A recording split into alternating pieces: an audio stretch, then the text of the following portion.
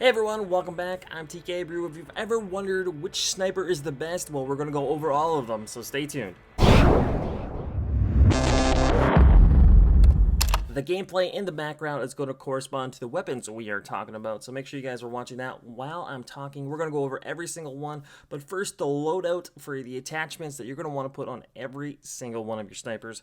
So let's look at that. The very first thing you want to make sure you do is you put the stock on. The stock will allow you for quicker aiming, quicker movement while you're sniping, so you can dodge and snipe at the same time. Next, you're going to want to put the FMJ. These bullets do extra damage. This allows you to do perfect shots through walls to get kills. I have done quite a lot of sniper shots through walls.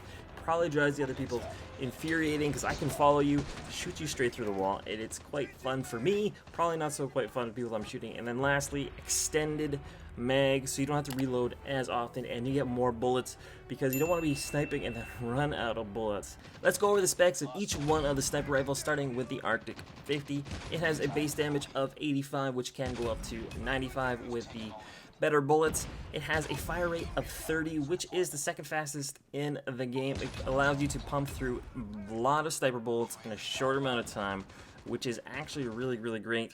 Accuracy is 60, which is basically average between all of the sniper rifles. Mobility up at 50, which is also average between all of the sniper rifles. And finally, range 95, which is basically tied for basically everybody at 95, except someone has 90. But these maps, the maps inside of multiplayer, aren't really that long, so you don't really have to worry about too much about the range on these sniper rifles, because you're going to be able to hit from one side of the map to the other side of the map with every single one of these sniper rifles without worrying about damage loss, because they all are pretty much really long range sniper rifles, because well, that's what sniper rifles are. Up next, the XPR 50, starting at a base damage of 80, which I believe, if I off the top of my head, is actually the lowest in the game. Actually, it's tied for the lowest in the game at 80 damage, which means if you put those extra, the better bullets on it, it goes up to 90. So one-shotting and shooting people through walls is a lot less likely to happen. You're normally going to have to use 2 shots for the XPR 50 to do any real damage or to kill someone. Actually, 2 shots. Single shots, unless it's a headshot, is not going to one-shot anybody. If you're looking for a one-shot, the Arctic 50, which we just talked about, is a great gun for one-shotting people. Mobility is a little bit lower down at 45, but if you're putting the stock on it, it's going to make it a lot better than... It's probably going to put it in average for everybody, all of the other sniper rifles in the game. Range is 95 less than every other sniper rifle at 95, but like I said, the distance in each one of these maps isn't going to be that long.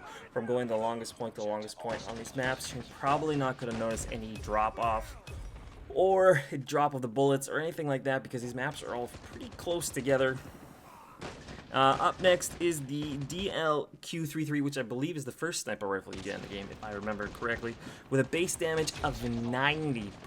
That means with those extra special bullets, it does 100 damage, which is awesome, which means you basically can one-shot anybody in this game. There are circumstances where you can't it doesn't count as a one-shot with the DLQ-33. So the Arctic 50 and the DLQ-33 are going to be the 2 sniper rifles that you can actually one-shot people with body damage. So if you're looking for quick, simple, high, powerful damage kills, you're going to either look for the DLQ-33 or the Arctic 50. But where the DLQ-33 lacks is in its fire rate at 15. It's very slow.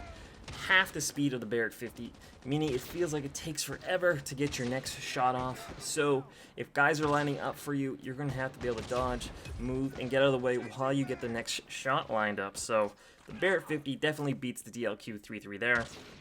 Accuracy is 60, just like basically every other sniper rifle.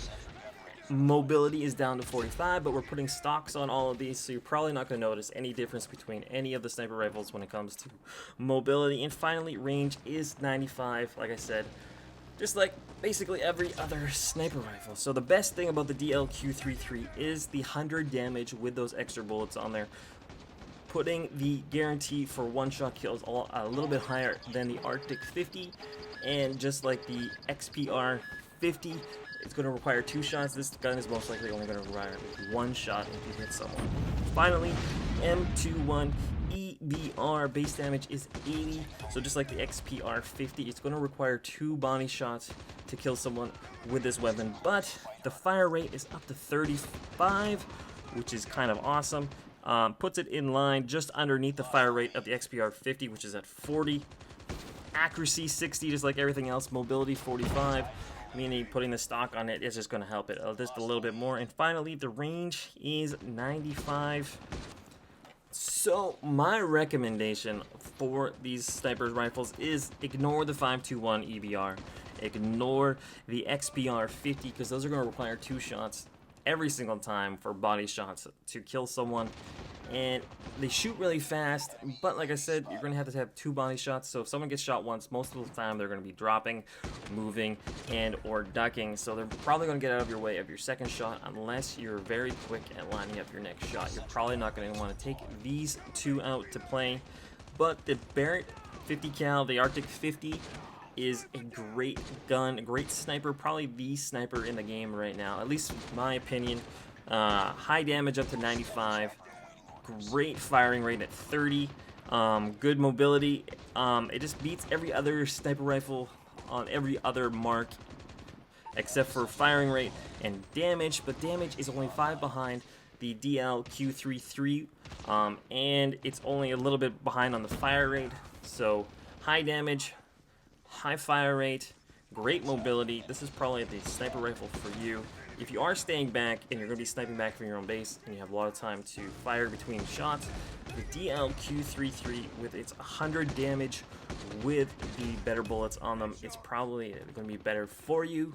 Also, running and gunning, the DL-Q3 seems to be with the right scope. It's probably going to be the tactical scope is probably going to be what you're going to be running around with, because it's, like I said, almost guaranteed one-shot kills with the DL-Q33. So, just problem is the fire rate. But that is all the sniper rifles I want to talk about. That is everything from A to B, everything that they're good at, everything they're not so good at. If you guys have any questions, comments, you can always leave those down below. Hope you guys have a great rest of your day, and I'll catch you guys later. Bye.